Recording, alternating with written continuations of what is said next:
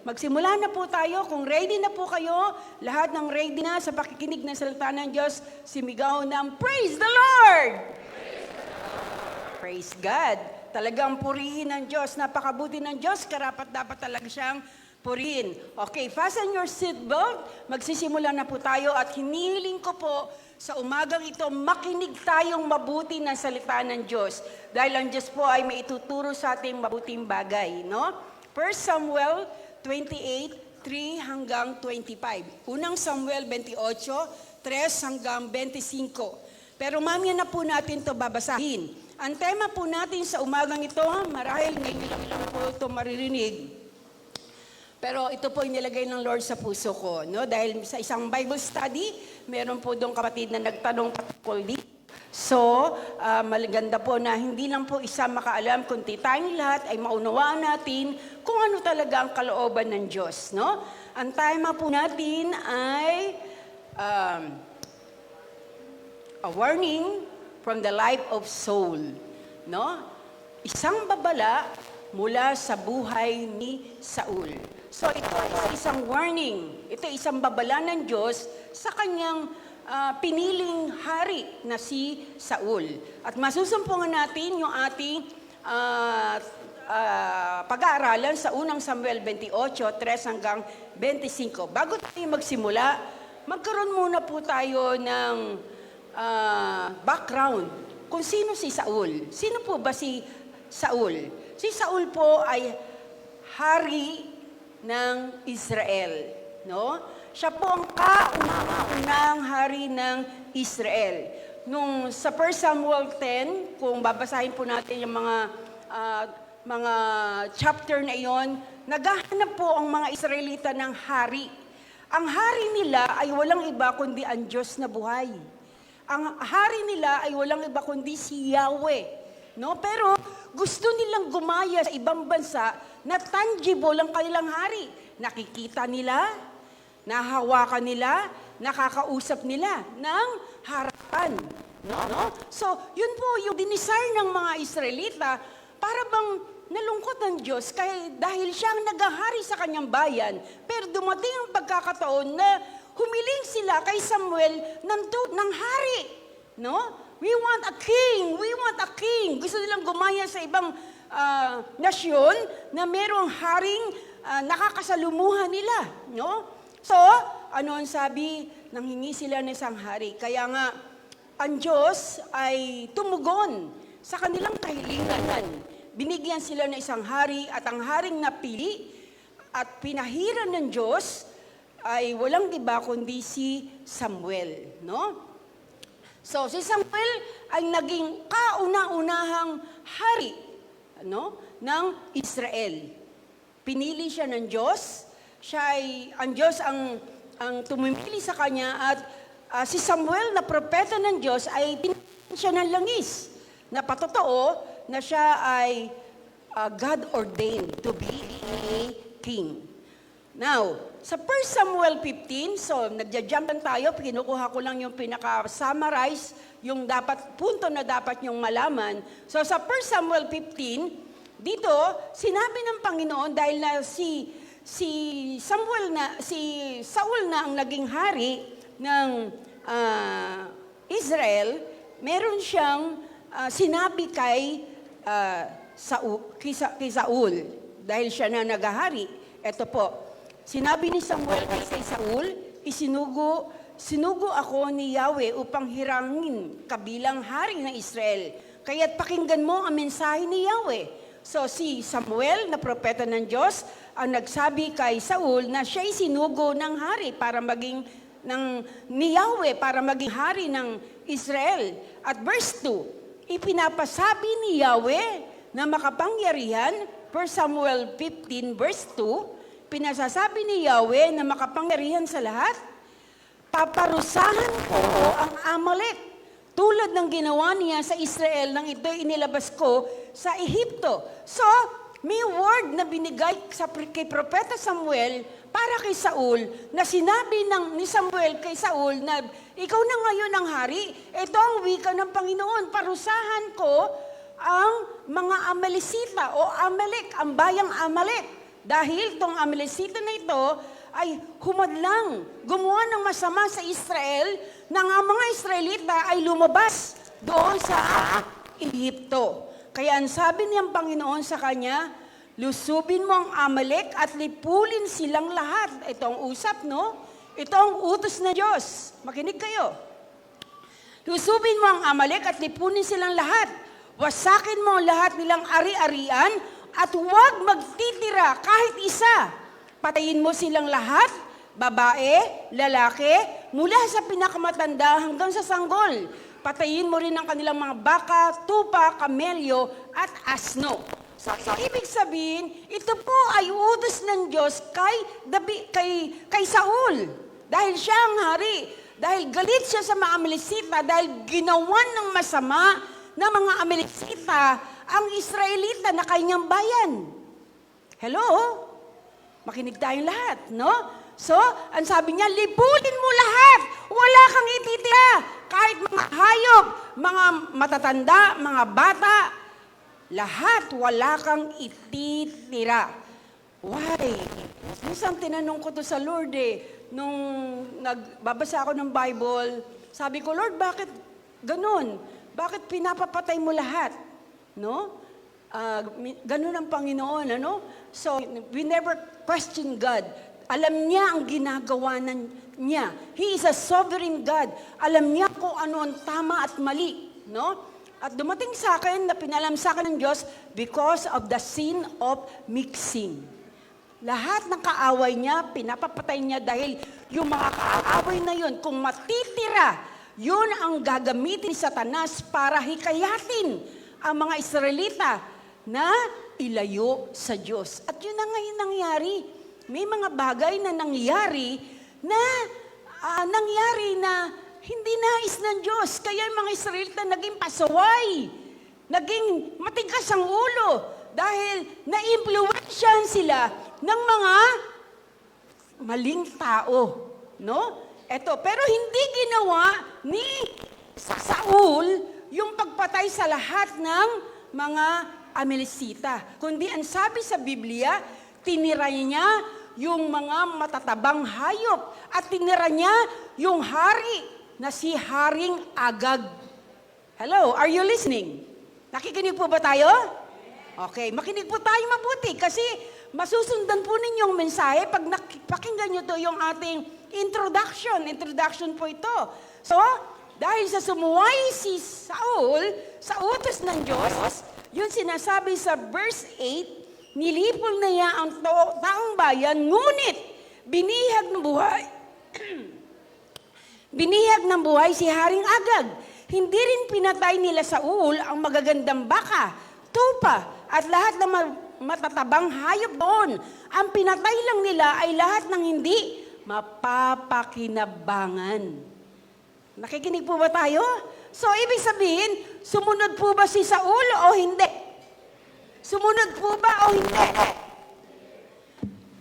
Parang hindi nyo hindi na ulitin ko. Sumunod po ba si Saul o hindi?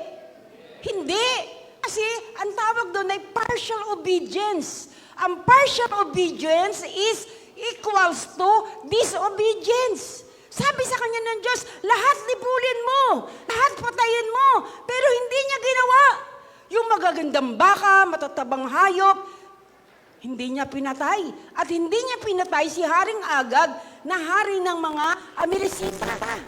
So, ang pagsuway ni Saul ay hindi nagustuhan ng Diyos.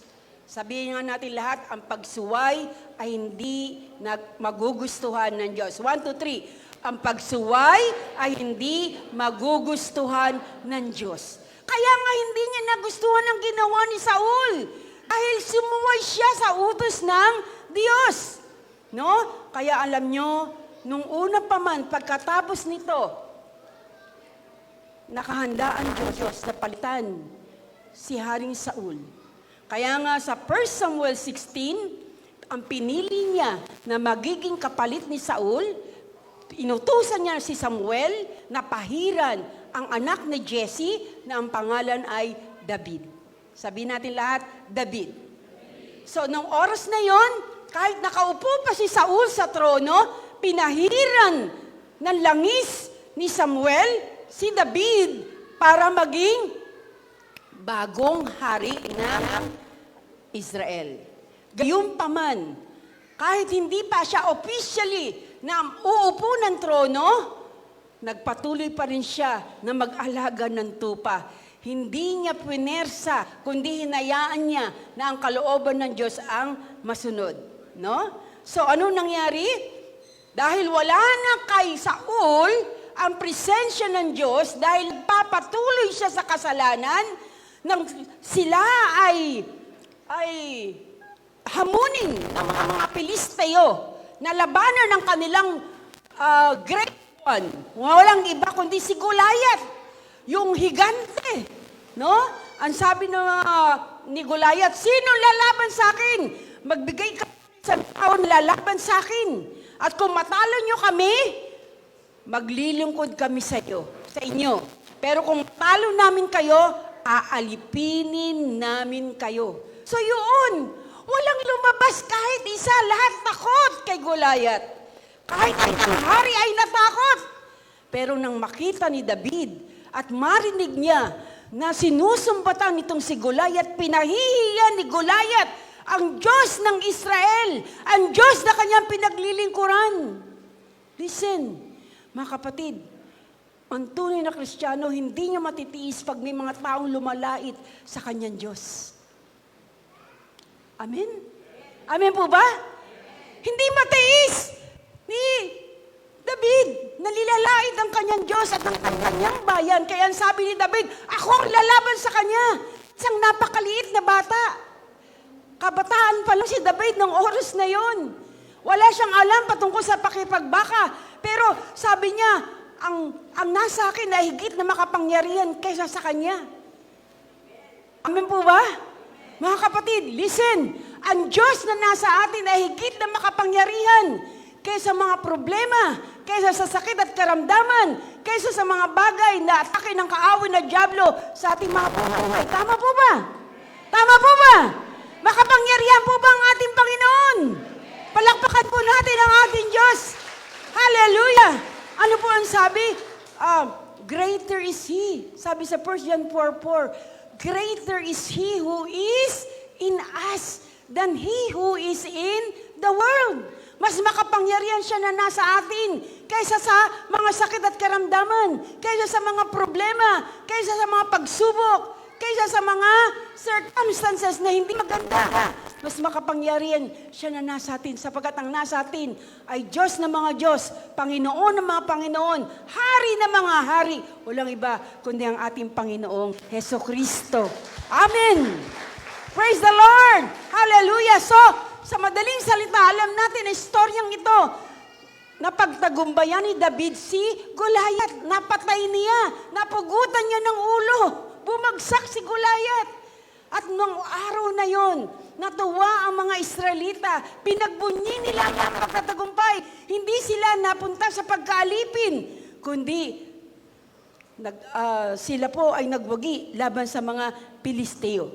So, ang mga tao ay nagbunyi at sila'y kumanta. Kintahan nila si Haring David. Si Haring David ay pinuri nila. No? Kaya yun ang pasimula na pantandaan na siya talaga ang inihalal ng Diyos para maging hari kapalit ni Saul. So nang makita ito ni Saul, nainggit si Haring Saul kay David. No? Basahin niya lang yung mga unang Samuel. Ano lang po ito, summary lang po yung sinasabi ko. Nainggit siya kay David. No? Kaya ang inggit, talagang napakalaking instrumento ni Satanas sa buhay ng isang tao. Pag napupos ang isang tao ng inggit, pwede niyang patayin ang taong kinainggitan niya. Kaya ano nangyari? Nainggit si David at pagkatapos sa 1 Samuel 19, lagi na lang. Sabihin nga natin, palagi. Ano palagi? Palagi na lang niyang pinagtatangkaan ang buhay ni David. Dahil sa inggit, walang magagawang mabuti ang inggit. No, kahit ang buhay ng kanyang kaaway ay pinagtangka niya, hindi isa, hindi dalawa, hindi 3 beses, kundi napakaraming beses na pinagtangkaan niya ang buhay ni David. At isang araw, no, nagsabi si Saul na papatayin niya si David. Pero nang malaman to ng kanyang asawa na si Michal, no, listen, si Michal, na asawa ni David, si Michal ay anak ni Haring Saul. Pero nang malaman niyang papatayin, tinakda na papatayin at kukunin si Haring David sa kanilang bahay, ang ginawa ni Michal, pinaalis niya si David. Inilihim niya ito sa kanyang tatay. At nang dadamputin na sana si David, nakita na nakahiga. Akala nila yun ang nakahiga. Yung pala ang inihigan ng asawa ni David na si Michal ay isang estatwa. Kaya nagulat sila nang binuhat nila mabigat yung pala estatwa. No? At pinatakas na niya si David. At mula noon, pinagtakaan niya, hinahabol niya, hinahanap niya si David para patayin. Ngunit si David ay umiiwas, nagtatago, at inangatan siya ng Panginoon. No? Nang oras na ito, lalong naging masama si David. Dahil lumayo ang Diyos kay Saul. Lumayo ang Diyos kay Saul. Lalo naging masama si Saul dahil lalo pa niyang pinagtakaan ang buhay ni David. So, ano nangyari? Ito, listen. Kapag ang tao ay patuloy na sumusuway sa Diyos, darating ng panahon na hindi na siya tutugunin ng Panginoon. No? Ano nangyari? Sa 1 Samuel 28, verse 3. Ito na. 1 Samuel 28, verse 3. Patayin na noon si Samuel, ipinagluksa siya ng buong Israel. Siya'y inilibing nila sa Rama, sa kanyang sariling bayan. Noon ay pinalayas na ni Saul ang mga sumasangguni sa espiritu ng mga namatay. Namatay na at ng mga manghuhula. No? Verse 4. Sige, talatang 4. Sige na lang ating babasahin. Nagtitipon ang mga Pilisteo at dumating at humimpil sa Sunem. Tinipon ni Saul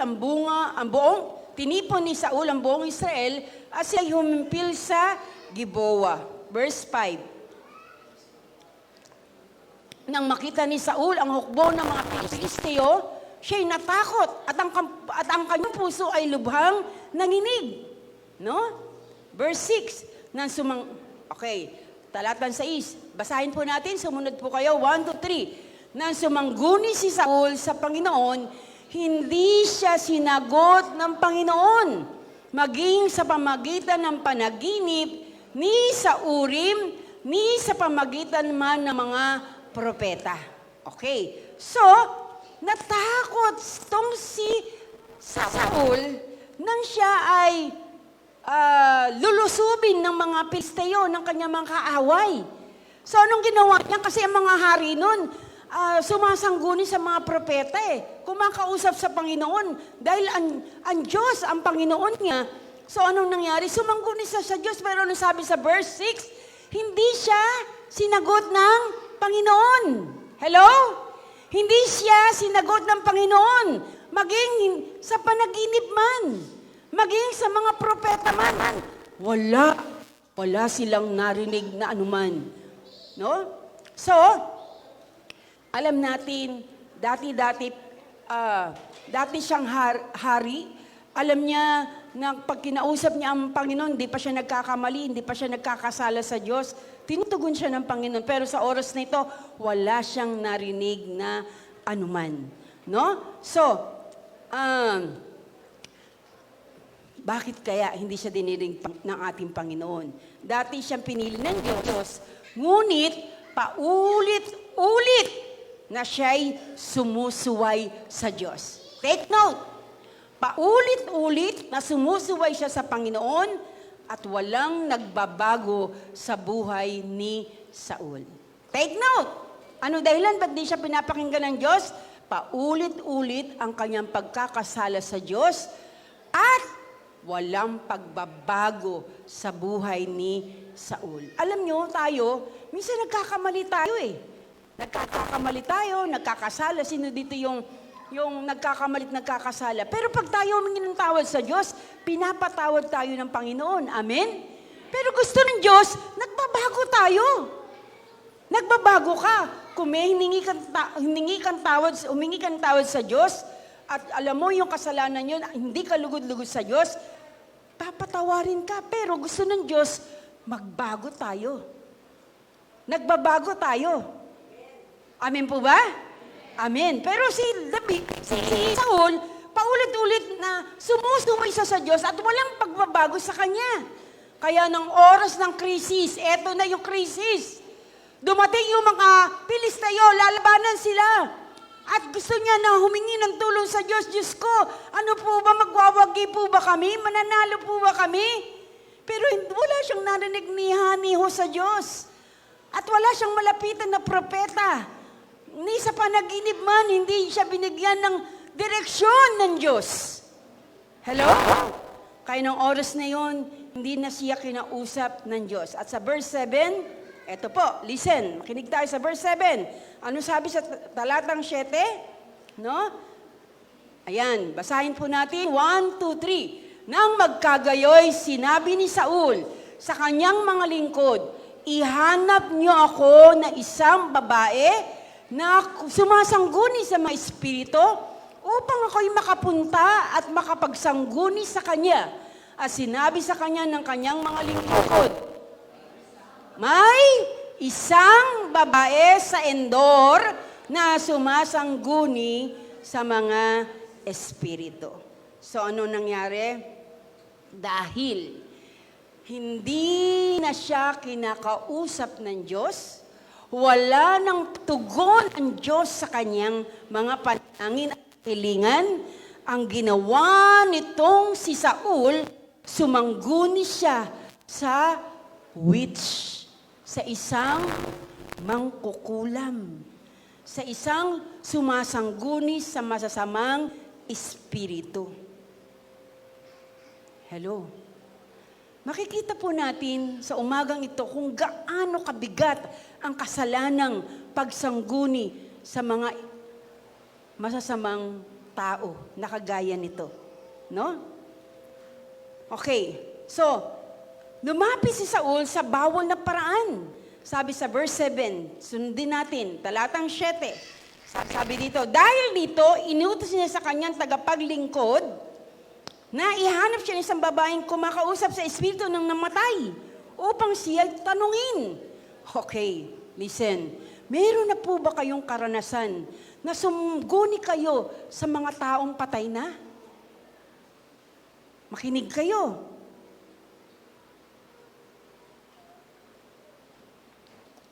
Sabi diyan, sinabi naman sa kanya ng kanyang mga lingkod na mayroong ganoong babae sa Endor.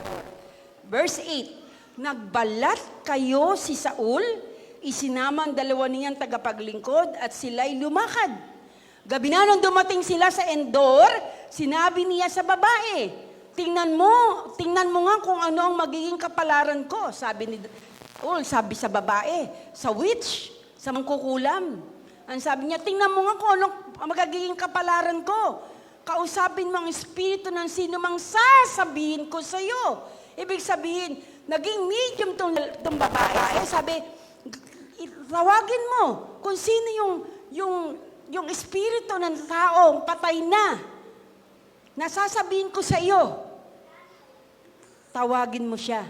At sinabi ng babae, sinabi sa kanyang babae, verse 9, hindi mo ba alam na pinalayas na ni Saul sa Israel ang mga sumasangguni sa mga espiritu ng patay at ng mga manghuhula? Bakit mo inilalagay sa panganib ang aking buhay? Kasi yung utos yun ni Samuel na paalisin sa Israel yung mga manghuhula. Paalisin sa Israel yung mga sumasangguni sa mga espiritu. No? Ayaw niya yun. Pero sabi ng babae, bakit mo inilalagay sa panganib ang aking buhay? Hindi nakilala ng babaeng ito na yung kausap niya, yung pala yung hari. Naunawaan po ba natin? Kaya't nangako si Saul, verse 10, sa pangalan ni Yahweh, sinabi niya, saksi si Yahweh, ang Diyos na buhay, hindi ka mapaparusahan dahil sa gagawin mong ito. Ayun. So, may promise pala itong si Saul na sinabi niya sa babaeng manghuhula na hindi siya mapaparusahan ng hari. No? Tinanong babae sa verse 11, kaninong espiritu ang gusto mong tawagin ko? Ayan. Kaninong espiritu ang gusto mong tawagin ko? Sabi ni Saul, iahon mo si Samuel. Sino si Samuel? Sino si Samuel? Uy, nakikinig po ba kayo? Sino po si Samuel? Kanina ko pa binabanggit yun. Sino si Samuel? Propeta ng Diyos. Kaya lang namatay na siya. Wala na siya mapagtanungan. Wala na siyang mapagtanungan. Ano ba gagawin ko? Nilulusob kami ng mga Pilisteo. Ano ba gagawin ko? Tatakas ba kami? O haharapin namin mga Pilisteo? Wala na siya mapagtanungan. Hindi na siya kinakausap ng Diyos dahil sa kanyang pagsuway sa Diyos. Ni wala ng panaginip. Ni wala ng propeta. Kaya sabi niya, sumangguni siya sa mga may ugnayan sa Espiritu. So, si Saul ay isang ipokrito. Siya mismo nagpaalis ng mga mangkukulam, yung mga sumasangguni sa masamang espiritu sa Israel. Pero, nung siya'y nagigipit, sabi nga ng iba, pag nagigipit, kahit sa patalihin, kumakapit. So, anong ginawa niya? Wala na siyang malapitan. Kaya ang ginawa niya, tumakbo siya. Naghanap siya na isang babae o tao na nagsasangguni sa masamang espiritu at humingi siya ng tulong sa witch of Endor para makipag-usap siya kay Samuel. At ano nangyari? Sabi, iahon mo si Samuel. Verse 12, nang makita ng babae si Samuel, napasigaw ito. Ah! Napasigaw ang babae nang makita niya si Samuel. Sinabi niya kay Saul, bakit ninyo ako nilinlang? Kayo pala si Haring Saul. Natakot yung babae kasi nakita niya yung kaharap pala niya, yun ang hari na nagpaalis ng mga enkantador, ng mga mangkukulam, manghuhula sa Israel. Kaya natakot tong babae. No? So, huwag kang matakot, sabi ni Saul. Ano ba ang nakita mo? Verse 13. Ito nakita ng babae. Hindi sinabi dito ko sa anong paraan. Sa tawas ba? O saan ba? Sa nakita. Pero sabi, nakita. Anong ba nakita mo? Sabi dito, sa verse 13, isang espiritu. Ayan. Sinabi ng hari sa kanya, huwag kang matakot. Ano yung nakita? Sinabi ng babae kay Saul, nakita ko ang isang Diyos na umahon mula sa lupa. Parang Diyos, no? Kasi hindi niya alam, no? Sabi niya, isang espiritu na lumitaw mula sa lupa, sagot ng babae. Tinanong ni Saul, anong itsura? Eto, ano itsura? Dahil kilala ni Saul, si Samuel, alam niya kung i-describe ang itsura. Ano ang sabi ng babae? Ang kanyang anyo, isang matandang lalaki ang lumitaw at siya'y nakabalot na isang balabal. Siguro si Samuel ay laging nakabalot ng balabal. At nakilala ni Saul na iyon ay si Samuel. Ano sabi sa Biblia? Nakilala ni Saul na yung matandang lumitaw ay si Samuel. At siya yumuko sa lupa at nagbigay ng galang. So, verse 15, tinanong ni Samuel kay Saul, bakit mo ginambala ang aking pamamahinga? Sumagot siya, may malaki akong suliranin. Ito na. Ang sabi niya, may malaki daw siyang suliranin. Sinasalakay kami ng mga Pilisteo. Tinalikuran na ako ng Diyos. At ayaw na niyang magpahayag sa akin ng maging sa mga propeta o sa panaginip. Ipinatawag nga kita upang itanong ko kung ano dapat kong gawin. Tinan niyo, ha? Kaya siya kumapit sa gaytong paraan dahil hindi na siya kinakausap ng Diyos at wala na si Propeta Samuel. Wala na siya mapagtanungan kung anong kanyang gagawin. Kaya ang sabi niya, pinaahon niya ang espiritu ni Samuel para itanong kung ano ang kanyang gagawin. Hello? Verse 16, sinabi ni Samuel, bakit at magtatanong ka pa sa akin? Gayong tinalakuran ka na ni Yahweh. Ayan. Gayon ang Panginoon na himawalay na sa iyo at naging kaaway mo na. 17, talatang 17, ano sabi? Ginawa ng Panginoon ang gaya ng sinabi niya sa pamagitan ko, sapagkat inalis ng Panginoon ang kaharian sa iyong kamay at ibinigay sa iyong kapwa Israelita na si David. So pinakita dito na inilipat na ang kaharian, ang trono kay David. Verse 18, hindi mo sinunod, verse 18, sapagkat hindi mo sinunod, itong dahilan. Basahin natin, tayong lahat, 1, 3. Sapagkat hindi mo sinunod ang tinig ng Panginoon at hindi mo ginawad ang kanyang mabagsik na galit laban sa Amalek. Kaya't ginawa ng Panginoon ang bagay na ito sa iyo sa araw na ito. So, makikita po natin. No? Ang tanong ay ito. Tanong to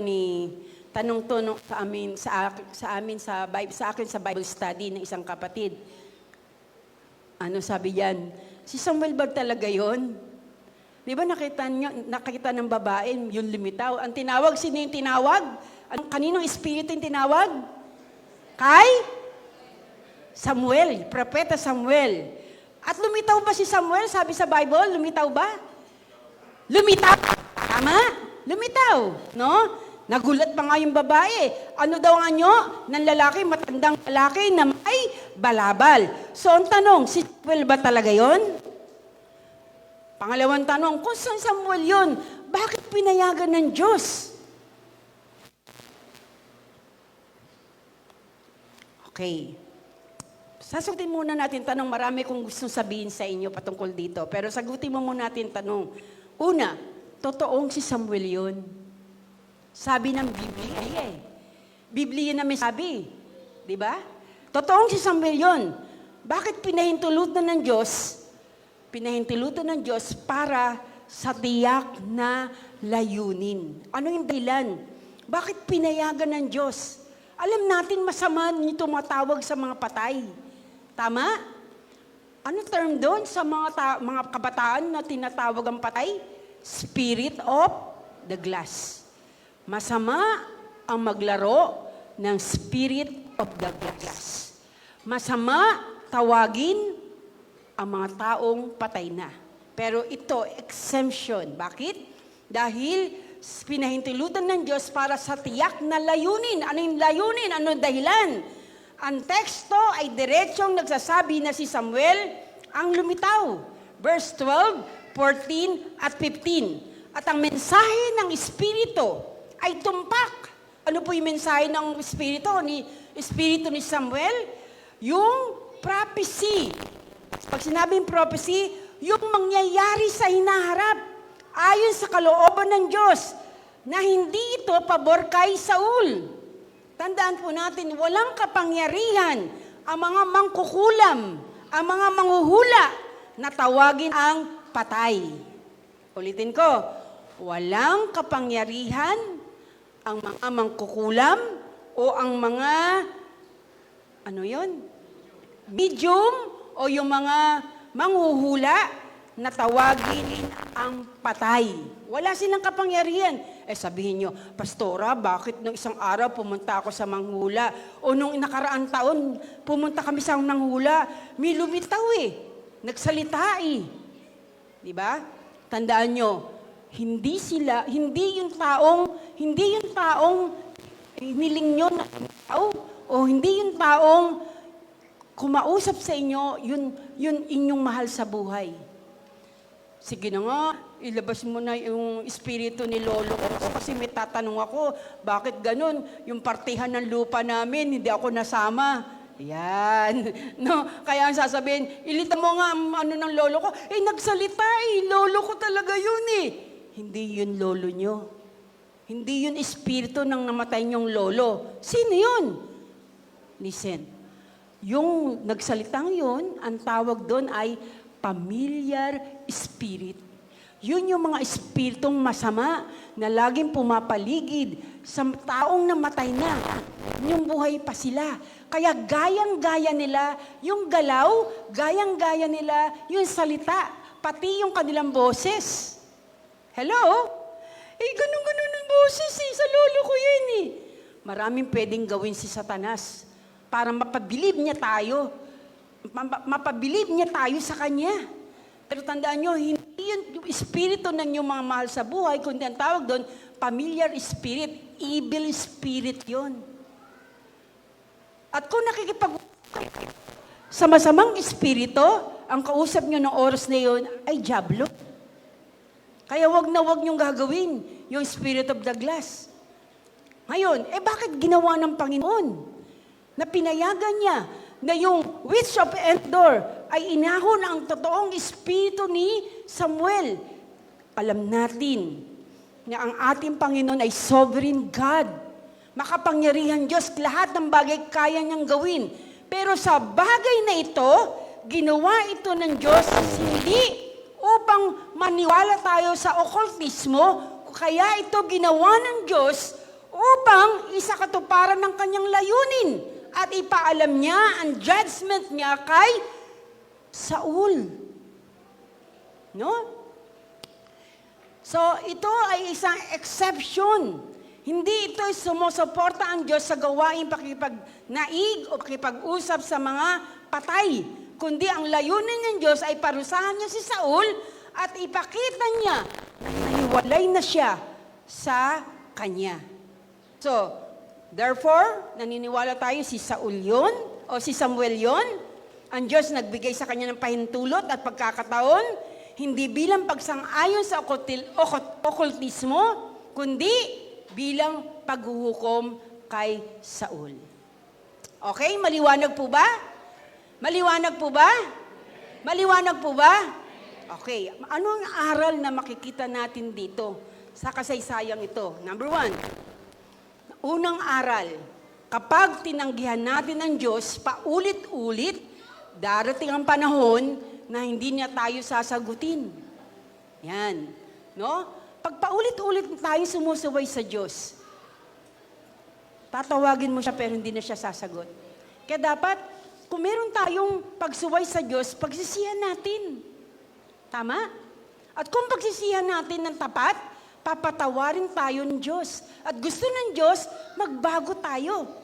No? Ano sabi sa 1 Samuel 28, verse 6, talatang 6, sabi po dito sa verse 6, nang sumangguni siya kay Yahweh, hindi sumagot si Yahweh. Kahit sa pamagitan ng panaginip, ni sa pamagitan ng mga propeta, hindi siya sasagot. Kasi alam niya na nasa pagsuway tayo. Proverbs 1, Kawikaan 1, no? 24. Ito, maganda to. Kawikaan 1, 24 hanggang 28. Ano sabi ng Panginoon dito sa verse 1? Chapter 1, 24 hanggang 28. Patuloy yung panawagan ko sa inyo. Ngunit hindi niya pinapansin, pati ang mga saway ko. Kinig tayo. Sabi ng Panginoon, winalambahalan niyo ang aking mga payo. Ayaw niyong bigyang pansin, paalala ko sa inyo. Verse 26, dahil dito, kayo'y aking tatawan kapag kayo'y napahamak, nasadlak sa kaguluhan. Kapag kayo'y hinampas na bagyo nitong buhay, dinatnan ng kahirapan, ipo-ipo ang larawan. At kung datnan kayo ng hapis at matinding dalamhati, sa araw na iyon ay hindi ko pakikinggan ng iyong panawagan. So ito siguro yung talagang matigas na ang puso mo, na ayaw mo magpakumbaba sa Diyos, na ayaw mong aminin ang iyong kasalanan, at ayaw mong magbago. Yung hatol ng Panginoon ay sa mga taong tumanggi sa panawagan ng Diyos, sa warning ng Diyos. Bago mangyari ito kay Saul, marami ng warning ang Panginoon. Marami ng red flag. Hello? Alam na natin yan, yung mga red flag, warning yan ng Panginoon. No? Pero hindi sila nagbago. No? So, mahalaga ang tinatawag na pagpapakumbaba. Kasi pag meron tayong pagpapakumbaba, aaminin natin na tayo nagkamali at nagkasala. Pero, tinanggihan niya ni Saul. Pangalawa, number 2. Basahin natin. 1, 2, 3. Ang pagsangguni, espiritista, manghuhula, at okulto o okultismo ay kasuklam-suklam sa Diyos. Sige, i-post natin. Basahin natin Deuteronomy 18:10-12. Deuteronomy 18:10-12. Sige. Deuteronomy 18:10-12. Ano sabi diyan? Sino man, ayan, sige, basahin natin. 1, 2, 3. Huwag makakatagpo sa inyo ng sino mang nagsusunog sa apoy ng kanyang anak na lalaki o babae bilang isang handog ng manghuhula o manggagaway o enkantador o mangkukulam. Next. O gumagamit ng anting-anting o nagpapagamit sa masasamang espiritu o sa lamangkero o sumasangguni sa mga patay. 12. Sapagkat sinumang gumagawa ng mga bagay na ito ay karumal-dumal sa Panginoon. At dahil sa mga karumal-dumal na gawaing ito, ay pinalalayas sila ng Panginoon mong Diyos sa harapan mo. Anong sabi? Kasuklam-suklam sa Diyos. Now, listen. Marami pong kahit Kristiyano na sumasangguni pa rin po sa mga espiritista. Bakit hindi natin pagtiwalaan ng Diyos na siya ang dakilang manggagamot? Minsan nakakabalita ko kahit na Kristiyano na, pumupunta pa rin sa mga tawas. Naniniwala sila na nakulam sila. Listen, ang tunay na Kristiyano, makinig kayo, ang tunay na Kristiyano ay hindi tatalaban ng kulam. Amen? Ang tunay na Kristiyano, ang tunay na born again, ang tunay na naglilingkod sa Panginoon, ay hindi tatalaban ng kulam. Amen? Palakpakan natin ang ating Panginoon. Praise the Lord! Pakinig kayo. Kaya bakit pupunta kayo, magpapatawas kayo? At maniniwala naman kayo na sasabihin nyo, kinukulam ako. Totoo na may mangkukulam. Pero pag tunay na Kristiyano ka, hindi ka tatalaban ng kulam. Amen? Amen? Isang araw, meron akong pinag-pray na bata. Sabi niya, ito para sa lahat to hindi lang dun sa isang kapatid na nagpa-pray. Pastora, nabalis yata anak ko Kaya nga napakahalaga sa lahat ng mga magulang narito, bago nyo ilabas ang inyong mga anak, patungan nyo ng kamay, ipag-pray nyo. Ang dugo ng Panginoong Jesus ay tumakip sa inyong mga anak. Pero alam nyo, pinag-pray ko yung batang yon, at salamat kinabukasan, kinamusta ko, sabi ko, kamusta na si siya, kamusta na si Royce? Sabi niya, praise God, Pastora, salamat sa Diyos, pinagaling ng Panginoon. Parang nagdahilan lang. Ang Diyos ay makapangyarihan sa lahat. Palakpakan natin ang ating Panginoon. Napakahina ng palakpak natin para sa Diyos. Luwalhati sa Panoon. Hallelujah! Alam nyo mga kapatid, kaya nga mga anak nyo, huwag nyo lalagyan ng dito, tawag doon, sinulid. Minsan nagulat ako, may lipstick, may sinulid. Para saan ba yan? Sabi na para hindi po, para hindi mausog, para hindi, alam mo, pinakamabisang paraan, si Jesus. Patungan nyo ng kamay, ipag-pray nyo bago nyo ilabas ng bahay. Ang dugo ng Panginoong Jesus ang tumakip sa aking anak. Kahit sa inyo, kahit sa mga bata, Dahil kung hindi man sila nakakapag-pray, kayo ay magulang nila, ang Diyos ang magbibigay sa kanila ng pag-iingat at pagliligtas. Amen? Amen? At tandaan nyo, Sinasabi sa Biblia na mas makapangyarihan tayo kaysa sa mga gawa ni Satanas dahil tayo ay may Kristo Jesus. Hindi dahil makapangyarihan tayo, wala tayong kakayanan at kapangyarihan. Pero dahil may Kristo Jesus tayo, takot si Satanas pag meron tayong Kristo Jesus. Amen? Amen? Palakpakan natin ang ating Panginoon. Alam nyo, totoo po, marami na kaming pinag-pray na inaalihan ng masamang espiritu. Saksi po yung mga kasama ko, si Brother Lodi, Sister Marlene, lagi ko po yung kasama pag nagpa-follow up kami, nagbabahay-bahay kami. Ayan, si Brother Louie, yung asawa niya na talagang inaalihan ng masamang espiritu, pero ang lahat ng tuhod ay lulhod. Ang lahat ng labi magsasabi na si Jesus ang Panginoon. Amen? Alam nyo, tumatakas ang masamang espiritu. Nanginginig sila sa pangalan ng Panginoon. Amen? Amen? No? Panginoong Jesus, sinabi ko sa asawa ni Brother Luis, sabihin mo, Panginoong Jesus, nung may gumagawa pa sa kanyang masamang espiritu, hindi niyo masabi, Panginoong Jesus. Pero salamat sa Diyos, nang pinalaya siya ng Panginoon, nasabi niya ang pangalan, ang Panginoong Jesus. Amen? Praise the Lord. No? At ngayon, alam nyo, sa biyaya ng Diyos, pag dadalhin siya sa ospital, wala siyang sakit. No? Pero pag inuwi sa bahay, ando na naman, di siya makalakad. Pero sa biyaya ng Diyos, after ng prayer, after na makalaya sa sama-samang espiritu, nakalakad siya.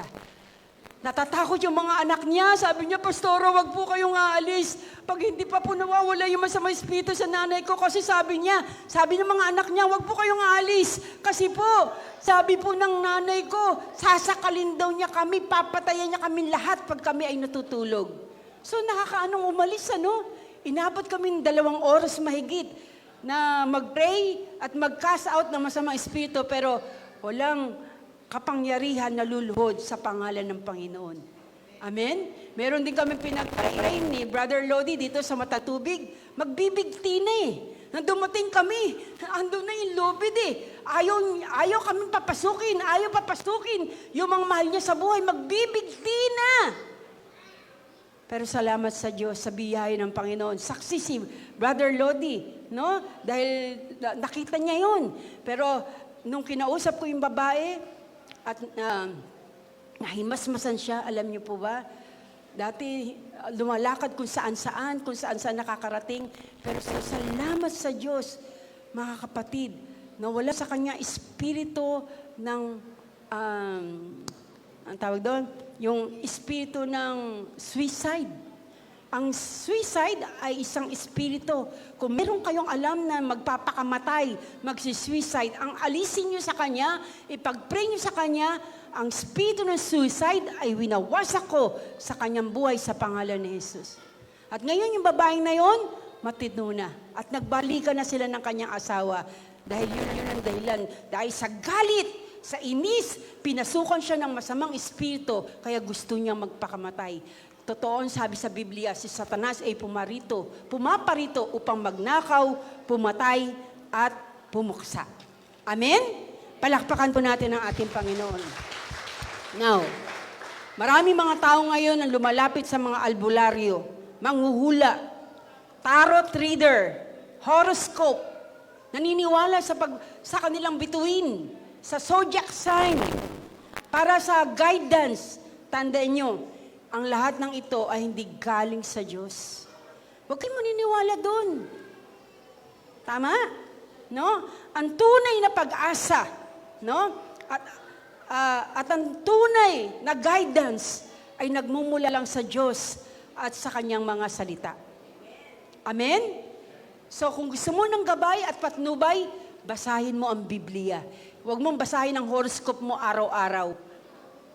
Amen? No? So, ang hatol ng Diyos kay Saul, siya'y alisin sa kanyang posisyon bilang hari. At alam nyo, sabi sa verse 19, 1 Samuel 28, verse 19, ano nangyari? Sabi dito, ito po yung hatol ng Diyos kay Saul. ikaw at ang buong Israel ay ibibigay ni Yahweh sa kamay ng mga Pilisteo. Bukas, ikaw at ang iyong mga anak ay mamamatay rin sapagkat niloob na ni Yahweh na mahulog kayo sa kamay ng mga Pilisteo. At alam nyo, yung hatol nito ay nangyayari. Basahin nyo na lang yung buong 1 Samuel 28:29, no? So, tunay na galit ang Diyos kung tayo ay nasa pagsuway at hindi nagbabago. Amen? So, kung meron tayong pagsuway, magpakumbaba tayo, humingi tayo ng tawad sa Diyos, no? Now, anong babala ng Panginoon sa atin sa panahong ito? Ito nang huli. Una, wag nating ipawalang bahala ang salita ng Diyos. Listen, wag natin ipawalang bahala ang salita ng Diyos. Ang salita ng hari, dahil si Jesus ay ating hari, ang salita ng hari ay batas. Walang option. Hindi optional ang pagsunod sa salita ng Diyos. Mag-iisip ka pa? Susunod ka o hindi? No! Ang salita ng hari, dahil siya ang hari, ang salita ni Jesus ay batas. Dapat nating sundin. Naintindihan po ba? Naintindihan po ba? Pangalawa, ang pagsuway ay umahantong sa espiritual na pagkabulag. Pag tayo ay mas nasusumpungan ng Diyos sa pagsuway at hindi nagbabago, hindi humingi ng tawad sa Diyos, alam niyo po ba, ito ay natin sa espiritual na pagkabulag. Ano ibig sabihin na espiritual na pagkabulag? Listen, tingin kayo dito. Ang espiritual na pagkabulag, hindi mo alam ang tama at mali. Yung tama, ginagawa mong mali, at yung mali ay ginagawa mong tama. Pag ang tao, yung tama ay ginagawa niyang mali, at yung mali ay ginagawa niyang tama, ano tawag doon? Naroon siya sa espiritual na pagkabulag. At sino yung nahatid sa espiritual na pagkabulag? Yung mga tao na nasa pagsuway at hindi humingi ng tawad sa Diyos. Amen? Pangatlo, iwasan ang anumang anyo ng occult practices, gaya ng spirit of divination, yung pagpapahula. No? Yung pungsoy. Ano ba yung pungsoy ba tawag doon? Baka meron kayo dito, nagpapapungsoy, ha? O, saan ba kailangan ilagay ko yung hagdan? Ha? Hello? Saan ba dapat ilagay yung mirror? Kung nagawa nyo to, humingi tayo ng tawad sa Diyos, papatawanan tayo ng Panginoon. At huwag na natin gawin. Walang kinalaman yung lugar at posisyon ng ating hagdan o ng pinto sa buhay natin. Amen? Dahil ang buhay natin bilang Kristiyano ay nasa kamay ng ating Panginoon. Sampa, sa mga horoscope at saka mga palm reading. Huwag niyong ibibigay yung kamay nyo sa sino man tao para hulaan nila o para tingnan nila, ay, magkadikit. Ay, yayaman ka, sister. O, pag narinig mo yung salitang yayaman ka, sige pa, ano pa?